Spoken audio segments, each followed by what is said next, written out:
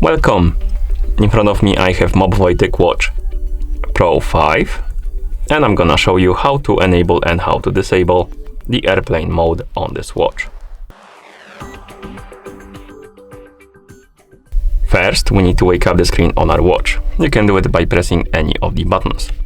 After you wake up the screen, you should see the current watch face, the home screen, and you can swipe down from the top of the screen to open the quick panel.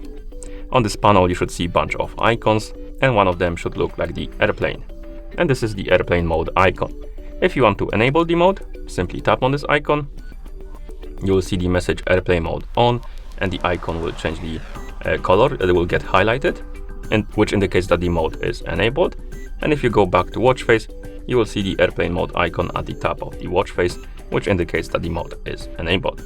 If you want to disable the mode, open the quick panel again, like this, find the airplane mode icon, tap on it, and you will see the message airplane mode off, and the icon will go back to the gray color, which indicates that the mode is disabled. And of course the icon from the watch face will also disappear, which indicates that the mode is disabled. And that's how you enable and how you disable the airplane mode on this watch. Thank you for watching.